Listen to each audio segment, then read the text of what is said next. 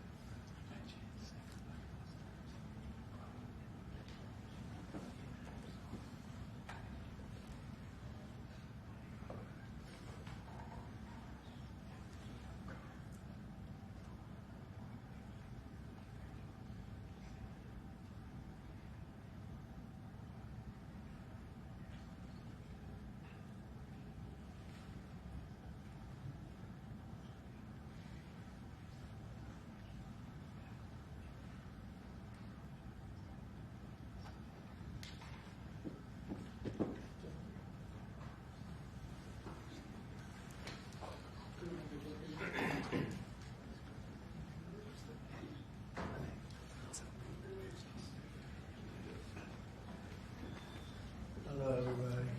Mr. President.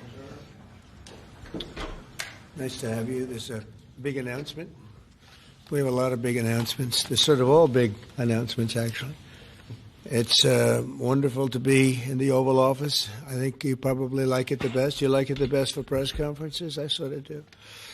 But today I'm excited to announce another historic achievement in our quest to lower drug prices for all Americans.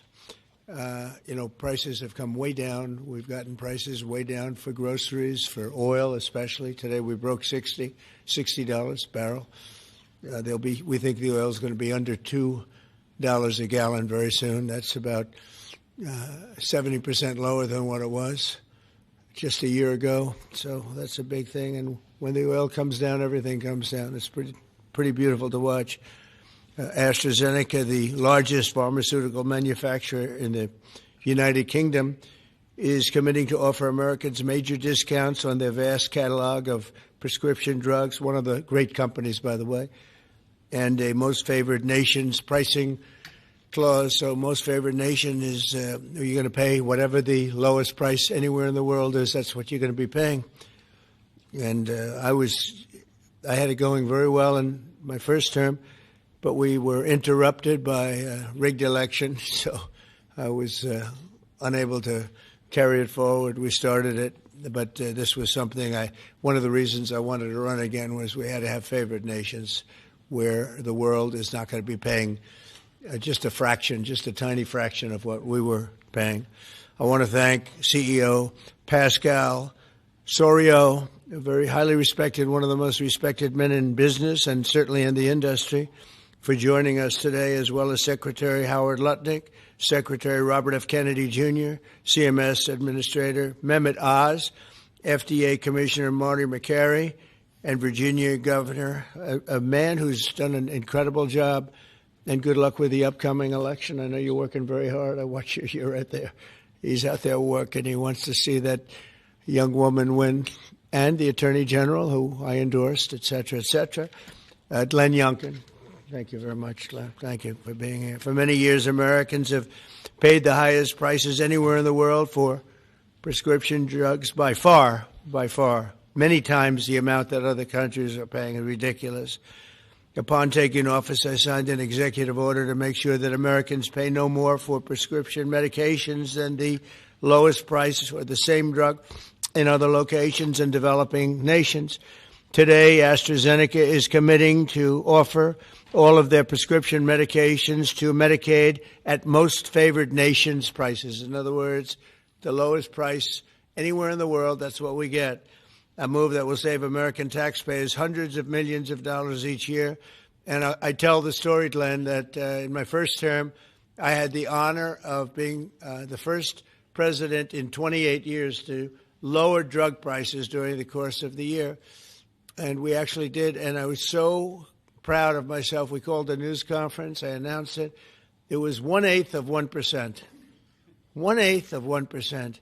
Now drug prices are going to be going down 100%, 400%, 600%, 1,000% in some cases. But for 1/8 of a cent, Bobby, think of that. I was so proud because for 28 years, nobody had done it. And now it's, I think back to that, I said I shouldn't have had that news conference. But it is true. I was the only one that did it, but it was not very much. And now we're going to get, in some cases, 1,000% reduction. This is going to have a huge impact on everything from Social Security to Medicare to Medicaid, anything where they're buying any prescription drugs. It's going to have an incredible impact. It's going to lower itself greatly. AstraZeneca will also list many of their most popular drugs online at TrumpRx.gov. TrumpRx. I don't know why they put the name Trump. I did not tell them to do it, but I'm honored to let them do it. That's true, actually. That heavily reduced most favored nations cost. Americans can expect discounts, and as I said, it could be in many cases way over 100%. And as an example, one particular drug that's hot, very hot, 654% on inhalers, COPD and asthma, as well as certain diabetics medications. They're going to be averaging about 654% reduction in price. You believe that one? The Democrats will say, well, he should have gotten more. It's crazy. In addition, all medications AstraZeneca introduces to the American market going forward will also be sold at these heavily discounted rates. Furthermore, AstraZeneca will invest $50 billion in the United States over the next 5 years for research and development of new drugs and to onshore manufacturing facilities across the country, like the new plant that broke ground yesterday in Charlottesville, Virginia, where the governor attended. They had a tremendous group of people attending. It's going to have 3,600 jobs just to begin with. And that's going to be a fantastic plant. I saw a picture. It's going to be the best, right? You can't get any better. This is a tremendous victory for Virginia and for American patients and for everything, for the country. It's an amazing company to have coming over to the United States in such a big way. That's going to be a big part of the company. Presidents have promised for years to lower the cost of health care, but my administration is actually the first to do it and do it substantially, do it at numbers that nobody thought, even I thought, were not possible. When you think of it, if you got a 1%, 2%, 5%, that's good. You did a good job. We're talking about 100, 200, 300, 500, 700 in some cases, some big, big numbers. And the largest drug companies in the world are working with us to make this a reality. And so I look forward to being at your opening of that incredible facility. I hear something, and it's in a great location, Len, right? One of the beautiful locations. So I'd now like to ask Secretary Kennedy to say a few words, followed by Dr. Oz, Pascal, Governor Youngkin, and we'll take some questions afterwards. Would anybody like to have some questions? Yes? Oh, I'm shocked. Okay, we'll take them right after, okay? Bobby, please. Thank you, Mr. President. I talked about this a little yesterday in the cabinet meeting, but it's worth repeating because it shows this historical achievement as really monumental. When I was in my confirmation process, virtually every Democratic senator showed me their preoccupation with making sure that we completed, that I was going to continue to get a commitment from me to continue the IRA drug price negotiations. That the IRA required the Democrats, while President Biden was in the first year of the IRA, to negotiate 10 drug prices down. And then I was supposed to, my first year, negotiate 15 and 15 every year thereafter, and that was their plan. The Democrats claimed that they had a 22% reduction, and that was a great success. When we actually looked at that, when I came into the agency, we realized we were actually paying more for 8 of the 10 drugs. The 22% reduction was off of list price, and Medicare ended up paying more for 8 of the drugs, equal for the 9th, and about a 2% discount on the 10th drug. So that was the plan, and that's what they did.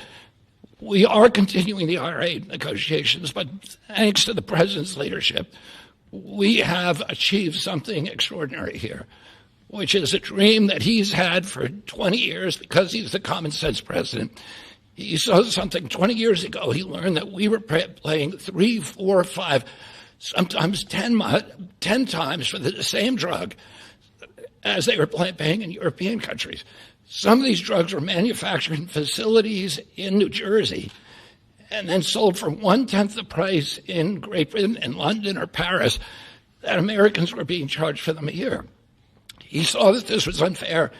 Every Democratic president, every Republican president has said that this was the gold standard. This is what we needed to do.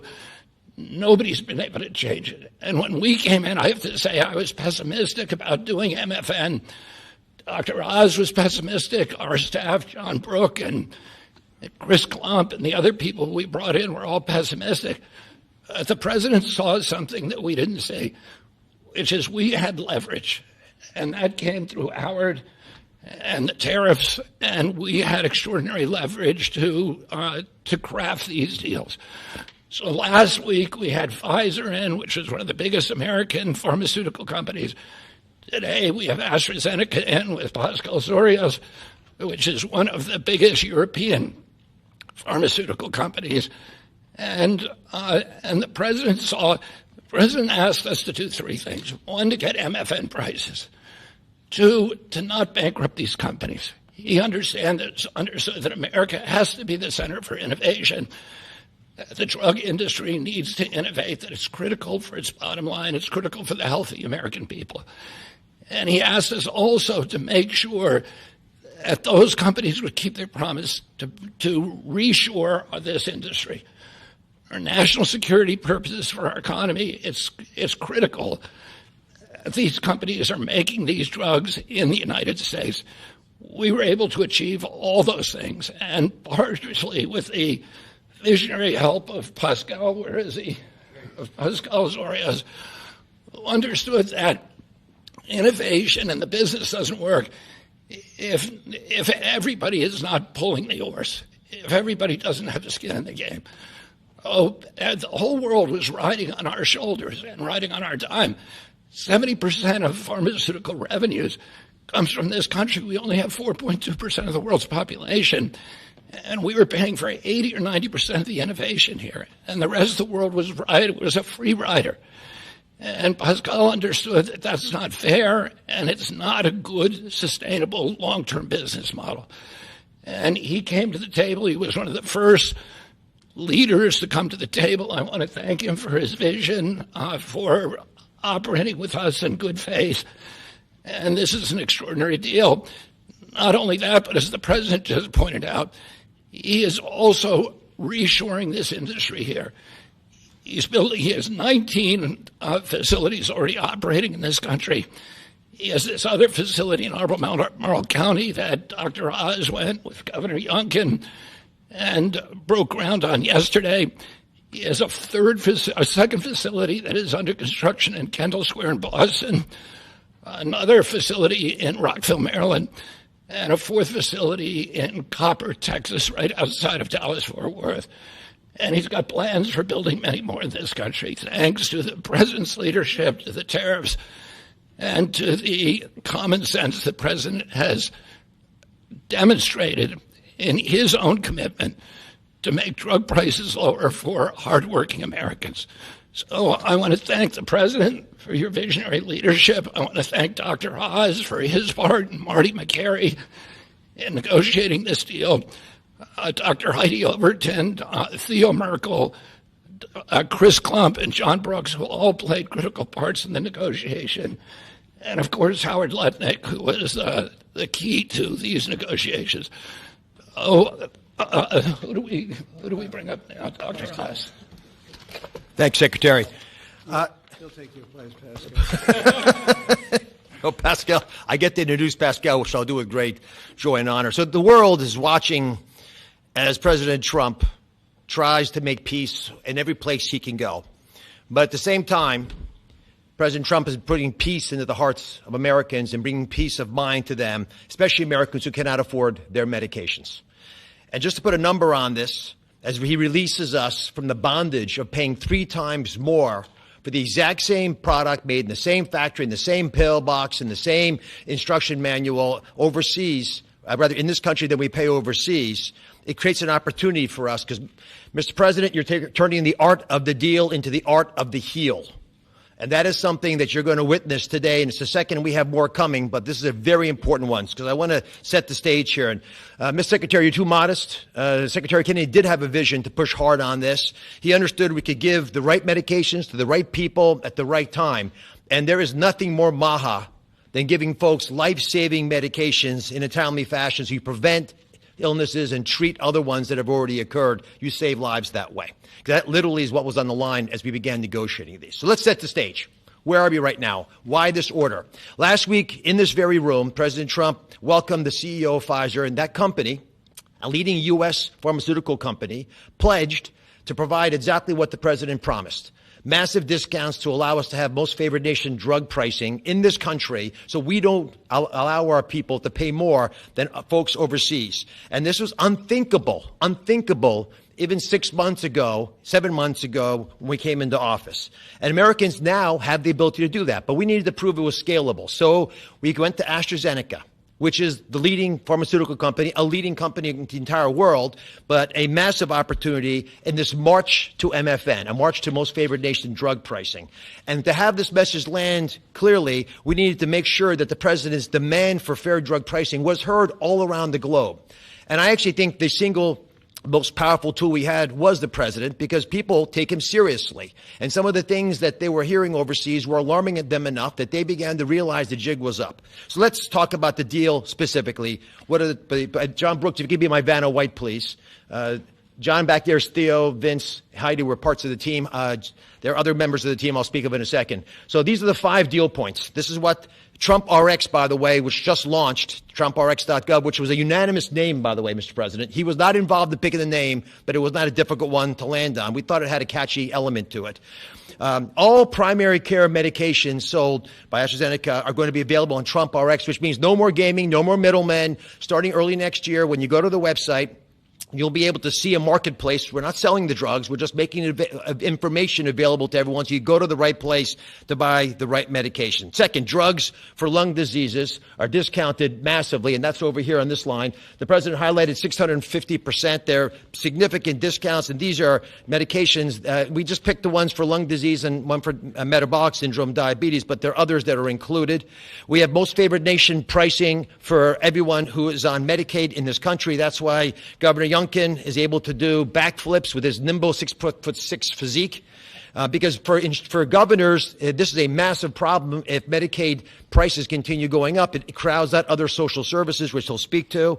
We also have MFN for all new prescription drugs. Mr. President, by the time this term is done, 95% of all drugs sold in America, branded drugs and generic, will be available at most favored nation drug pricing. Americans are going to benefit if the prices drop abroad. So Secretary Lutnick is going to make sure that if we get better prices for these companies from our partner countries overseas, the American people see those benefits, and there's going to be onshoring of manufacturing. And as has been mentioned, I stood with Governor Youngkin and Pascal Sérieux as we broke ground yesterday in Charlottesville, Virginia, on a massive $4 billion facility. That's the hard hat, Mr. President. I know you like construction, so that was all I could bring back. But there was a lot of remarkable energy. And here's what that event really does. It sends a signal. It sends a signal for all countries around the world to stop freeloading off American innovation. It's done. It's not going to happen anymore with this president. And if you aren't picking up your end of the bargain, then you're going to be welcoming a lot of more companies to leave your shores and allow us to welcome them into our shores as they open up manufacturing facilities here. And for all the pharmaceutical companies out there, we're talking to all of you, pick up a shovel. This is a great place to build a facility, as AstraZeneca has shown us, and I think it has a wonderful opportunity in the future as well as this country continues to support the innovation Secretary Kennedy spoke about, because we're not compromising that at all. We're just getting fair prices for the American people. To the team, tough negotiations, Mr. President. You know how hard they can be. You can't get there without world-class negotiators, and we are blessed by individuals to work with the AstraZeneca team who are killers, head-to-head. And why? Because talented people out of the private sector are coming into government to serve this president in a generational opportunity that they feel in their heart will make a difference. John Brooks is part of that team. Chris Klump, Inma Hernandez, numerous other folks contributed as well. But we're open for business. And if you want a great position and a patriot, like the folks who negotiated these deals, please consider coming with us, because the president has made it clear that you will make a difference in government. Finally, I want to thank Pascal Sérieux. Pascal is an interesting, almost enigmatic individual. He's a CEO of AstraZeneca. He is born in France, Australian citizen, knighted in Great Britain, running their largest pharmaceutical company. So you figure out the lineage. But one thing I know is a very, very smart man who came here early on, took the president seriously, and he recognized the inherent unfairness of the European model of global freeloading off our innovation. He appreciated the challenge, and he wanted to be part of the solution. So Pascal, take it away. Thank you so much.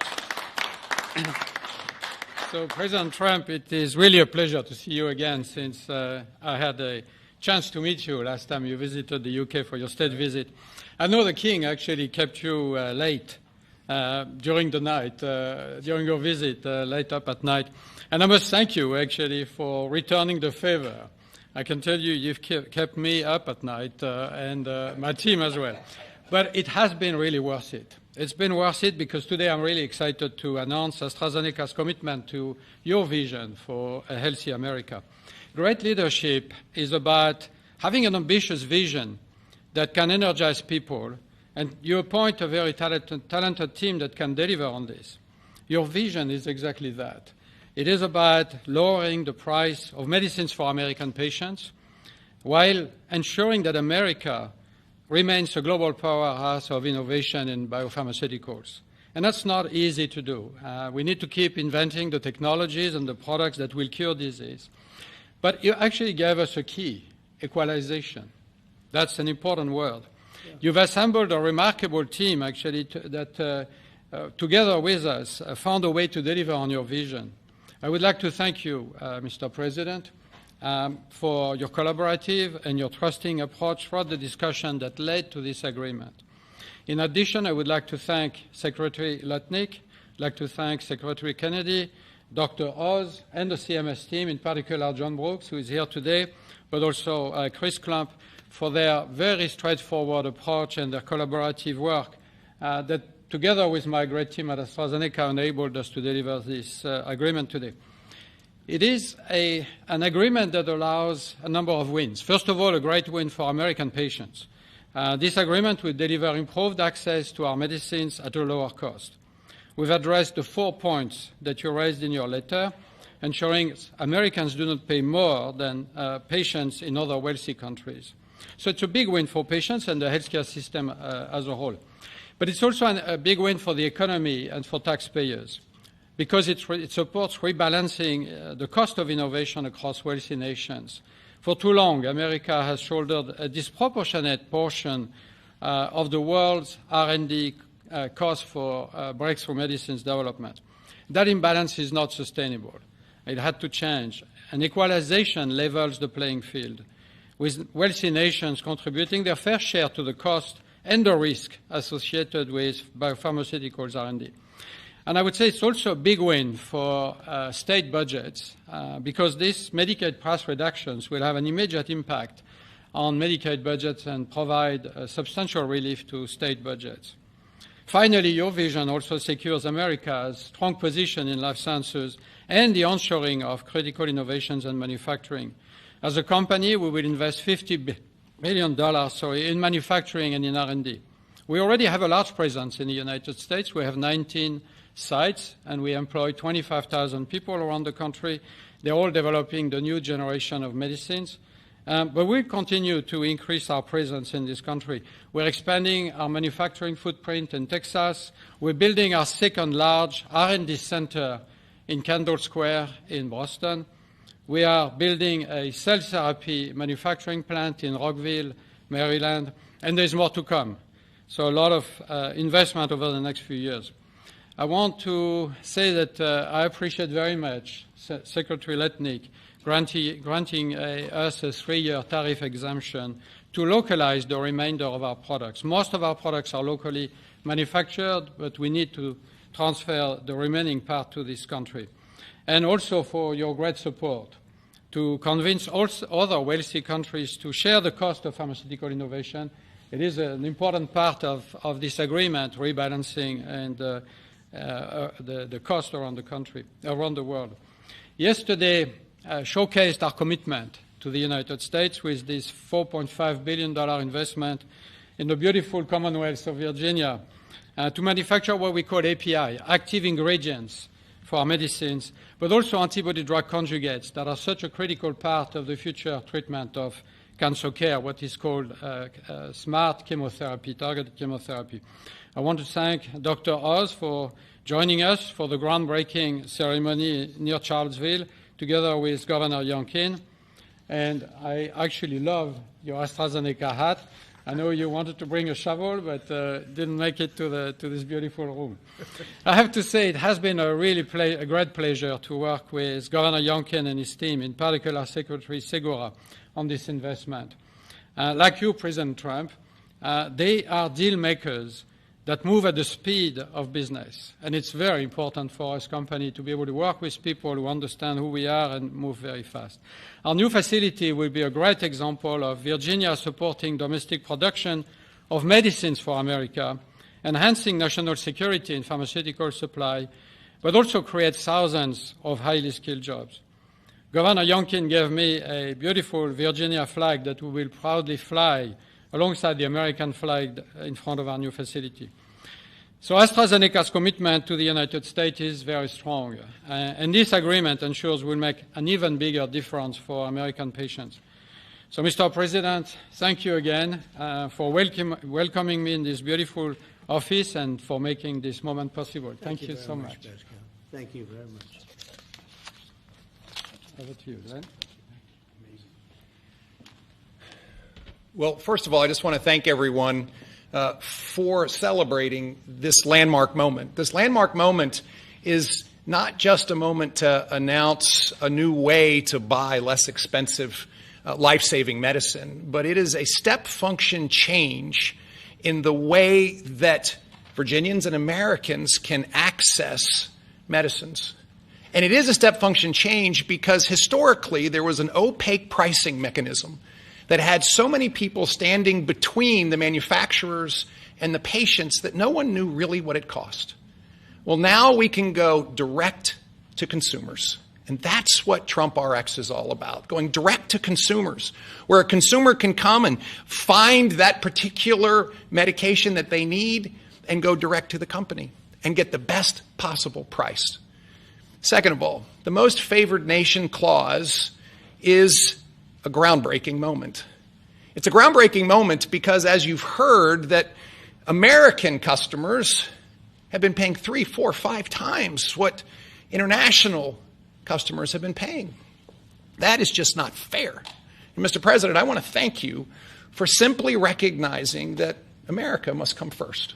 And Americans deserve the best pricing, not the worst. It changes everything for a state. In Virginia, we have $1.5 billion a year of pharmaceutical expenditure under our Medicaid plan. $1.5 billion a year. We save 10%, 20%. 30%. All of a sudden, 150, 300 million, 450 million in savings can be realized by a state. Now, I firmly believe that's the people's money, and it should go back in tax relief. But think about the change that that enables for a state as they manage their health care expenditures. Finally, Mr. President, you have driven a reshoring of critical supply chains that no one thought could happen. The industries that everyone thought were lost are now coming home, and with pharmaceutical manufacturing and active pharmaceutical ingredients particularly coming back to America, it changes everything. It's an economic moment for us. Yes, $4.5 billion into the Virginia economy, and that will in fact translate into $3 or $4 of extra economic impact for every dollar that is spent, 3,600 great paying jobs. But it's even more than that. This is a national security moment. And what you've just heard is one of the leading pharmaceutical companies in the world is choosing America, and yes, Virginia, to invest nearly $5 billion to build the most critical manufacturing for the future of America's health. That's not just a single example. It's happening all over. And in fact, in Virginia, Mr. President, we've been blessed with nearly $10 billion of commitments to build new pharmaceutical manufacturing in the great Commonwealth of Virginia.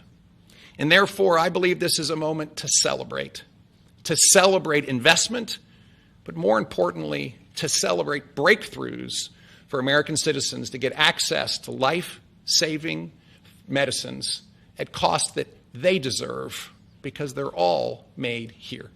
Mr. President, you and your cabinet have been amazing. As a governor, I have found that the cooperation with every one of your cabinet members, and sir, yes, you, has been beyond compare that I could ever imagine. I want to thank you for helping us make Virginia great again, too. Thank you.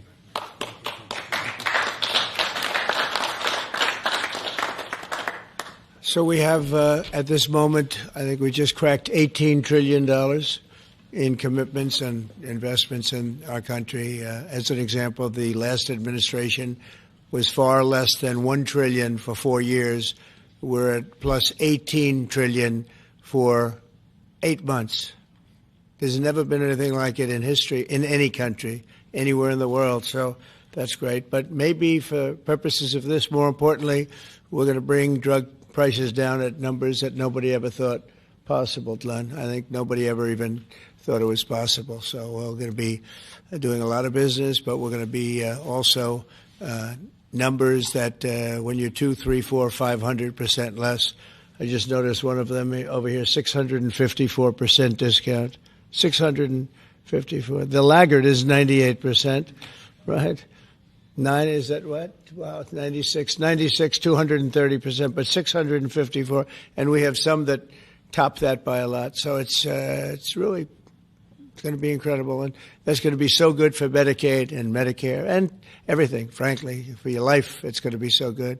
So nobody ever thought they were going to see. And don't let Democrats take the credit because they'll try. They'll say, "Oh, we worked so hard on it." They didn't work hard. They obstructed. They actually did the opposite.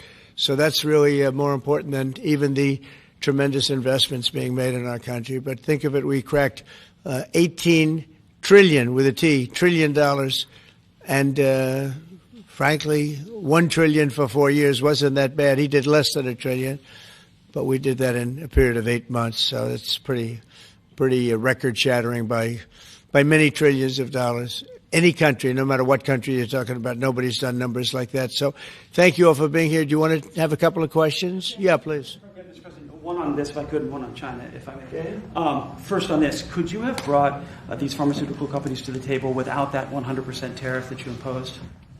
Well, it's not 100%. You're talking about China might be 100%. No, I'm talking about the 100% you imposed on pharmaceuticals for that sector. I would never have been able to bring them. Now, I'm not sure that Pascal would like to say, but behind the scenes he did say tariffs were a big reason he came here, and also the fact he loved Virginia. He liked this guy. He liked me.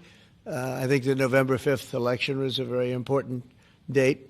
We had a good election, and that was important. But yeah, he's here. A lot of. I can speak for almost everybody that's here. Most of them are here because of tariffs, because you have to understand he has no tariffs. If you build in this country, there are no tariffs. So, I'm going to ask you about China, if I could. Just want to confirm, have you canceled your meeting with President Xi? And no, I haven't canceled, but I don't know that we're going to have it. But I'm going to be there regardless, so I would assume we might have it. But, they hit the world with something that really is not anything that people are going to do. And it was shocking. I can tell you, Howard and I and Todd, we all, Scott, we were all speaking about it before. And we said, where did that come from? It was just, that was out of the blue, right? Out of the blue, they came up with this whole import-export concept, and nobody knew anything about it. So. If they roll back their export controls, the new announcement, would you roll back? Look, we're going to have to see what happens. That's why I made it November 1st. We'll see what happens, yeah. Mr. President, the last time, Mr. President, go ahead, please. What else besides software could be on the table in terms of export controls? A lot more. I mean, you have software, but you have a lot more. We have airplanes. We have airplane parts. You remember that from last time. And we were just surprised at China. I have a very good relationship with President Xi, and they did that. This is not something that I, instigated. This was just a response to something that they did. And they didn't really aim it at us. They aimed it at the whole world. The whole world is subject to it. So I thought it was very, very bad. But we have many things, including a big thing is airplane. They have a lot of Boeing planes, and they need parts and lots of things like that. Steve? Israeli Prime Minister Benjamin Netanyahu to accept the Gaza deal, and what will be your message to the Knesset when you speak to them? Well, he wanted it. It's been a long time. He's been fighting a long time. He's been fighting hard. He wanted it. It's a great deal for Israel, but it's a great deal for everybody, for Arabs, for Muslims, for everybody, for the world. And as you know, on Monday the hostages come back. They're getting them now. I mean, they're getting them now. They're in some pretty rough places under earth. They're in some pretty rough places where only a few people know where they are, in some cases. So they're getting them, and they're also getting the bodies, approximately 28 bodies. And some of those bodies are being unearthed right now as we speak. I mean, they're working on it right now as we speak. It's a tragedy. It's a tragedy. No, he was very happy with it. And I can tell you that I saw Israel dancing in the streets, but they were dancing in Qatar and Saudi Arabia and UAE and many, many countries. I saw Egypt. They were dancing. I'll be going to Israel. I'll be speaking at the Knesset, I think, early on. And then I'm also going to Egypt. They were terrific. But all of the countries were great. Indonesia was great. Jordan was great. They were all great. Everybody wants this deal to happen. What happens in Gaza the day after the hostage release? Day after what? The day after the hostage release, what happens there then? Well, hopefully you're going to have great success I call it everlasting success. I think you will, too. I think you're going to have tremendous success, and Gaza is going to be rebuilt. And you have some very wealthy countries, as you know, over there. And it would take a small fraction of their wealth to do that. But and I think they want to do it. And we're also setting up, as you know, a board of peace. It's called the Board of Peace. I don't know if that's the final name, but the word peace is definitely in there. And they have asked me if I chair it. We'll make sure things go well. And how confident are you that the ceasefire will hold? I think it'll hold, yeah. I think it'll hold. They're all tired of the fighting. Don't forget, you had October 7th, which was a horrible day, 1,200 people killed. But Hamas has lost 58,000 people. That's big retribution. That's big retribution. People understand that. So, no, I think they're all tired of fighting, and this really gives the whole Middle East. This is beyond Gaza. Gaza is very important, but this is beyond Gaza. This is peace in the Middle East, and it is a beautiful thing. You know, it's a term that you and I have been hearing since we were very young, right? And now we have a chance of really having that. And as you know, most of the countries have passed all these resolutions. Every country is there. Iran came in. I was very happy to see that. I was very honored that Iran came in. They said they support it. Russia came in. President Putin, he supports it fully, very fully. So I was happy to see even countries that weren't necessarily involved in the process, they all support it. I don't know of anybody that does it. And I've never seen happier people than many of these places, not just Israel. Many of these places, they're all dancing in the streets. I've never seen anything like it. Mr. President, Okay, go ahead, please, in the back. Thank you. What guarantees will you give Hamas to persuade them that Israel will restart the bombing campaign once the hostages have been exchanged? What did I do with respect to them? Well, you know, I spoke a little bit tough, and that's what would happen. I mean, you have to speak tough. That's a tough world. That's a tough, as they say, neighborhood. And they're tough people. They're very tough people, and they're smart people. They're good negotiators. They have a lot of things going. They put that to good use. They're going to be very, very successful. But they knew the retribution would be tremendous, unsustainable. It would have been unsustainable. It would have been complete obliteration, and they didn't want that. And nobody wants it at this point. They want to get on with rebuilding the entire Middle East. It's not only Gaza. It's going to be the entire Middle East. They're going to be able to live in peace. Now, we have some little hot spots, but they're very small. You know the ones I'm talking about. They're very small. They'll be very easy to put out. Those fires are going to be put out very quickly. Yes, ma'am. Thank you, Mr. President. Talking about the Middle East still, going to the phases that come after this first phase, is there a consensus on the additional points in your plan, or are the details still being fine-tuned? I think there is consensus on most of it, and some of the details, like anything else, will be worked out, because you'll find out that when you're sitting in a beautiful room in Egypt, it's easy to work something out, but then sometimes it doesn't work from a practical standpoint. So certain little things, but for the most part, there's consensus, yes. Do you intend to hash that out when you're in Egypt? I might, yeah. I mean, I'll be there because I'll be going to, I'll go to Cairo. I think that's where we're going, as opposed to the place of the signing. And we have a lot of leaders from all over the world coming too. They've been invited. And then I'm coming back, I believe it's Tuesday night, for Charlie Kirk, a friend of mine, a friend of all of ours, a friend of a lot of the people right here. And we're giving him the Presidential Medal of Freedom, which is the highest honor you get outside of the Congressional Medal of Honor. One's military, one's civilian, but it's the greatest honor. And Eric, his beautiful wife, is going to be here, and a lot of people are going to be here. So, it's not easy for me to get back. It's a very quick trip, but I'll be making 2 major stops, and then I'll be on the plane trying to get back in time for Charlie. They're going to have a great celebration at the White House, in the East Room of the White House. Mr. President? Russell Vogt said the reductions in force have begun related to this shutdown. How many layoffs have you authorized for this first round, and from which agencies? And it will be Democrat-oriented, because we figure, they started this thing, so they should be Democrat-oriented. It'll be a lot, and we'll announce the numbers over the next couple of days, but it'll be a lot of people, all because of the Democrats. I mean, they want to give $1.5 trillion to people that came into the country illegally. More important than that, because we all have a big heart. We want people to be taken care of, but we have 0 people coming in. You know that, Glenn, right? That's a pretty impressive number, even for a successful governor.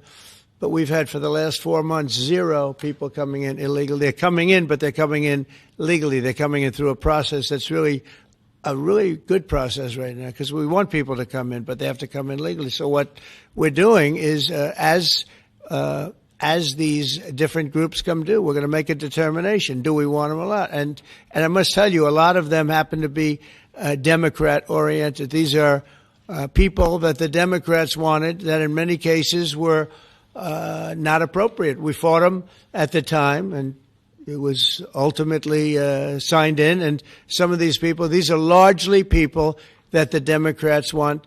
Many of them will be fired. Yes, please, behind. The Nobel Peace Prize was announced this morning. Your thoughts? Which one? The Nobel Peace Prize. Your thoughts?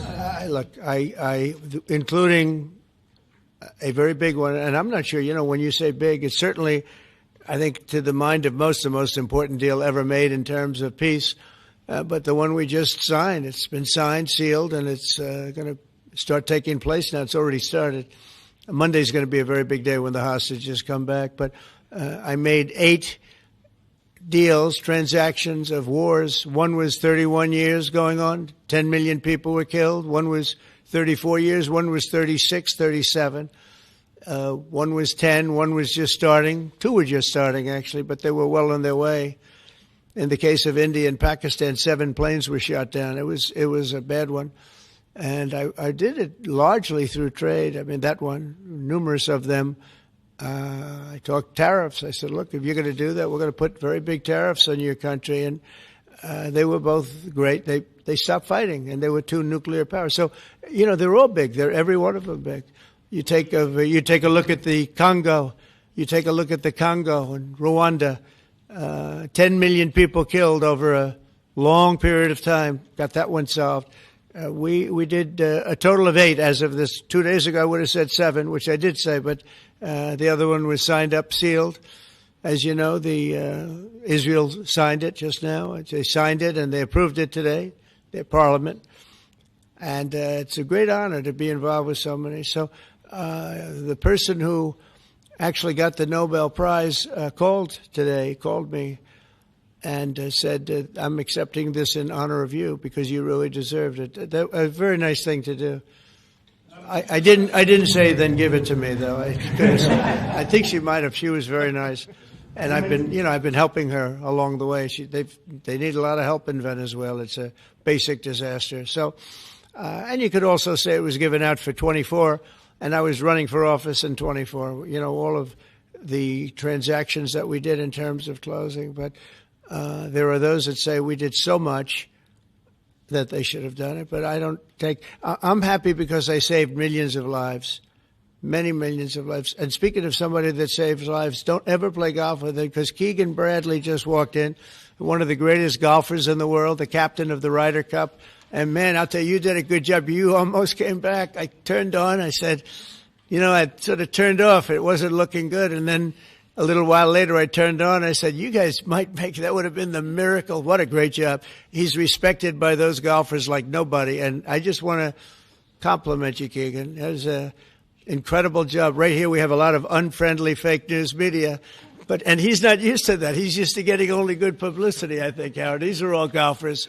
But you're some golfer, I'll tell you that, and some leader. Thank you very much. Great job. Thank you, Keegan. Mr. President, on China. Yeah, please. On immigration, ICE are making arrests, target arrests at courthouses in New York City and around the country. They're arresting criminals, that's right. Yeah, go ahead.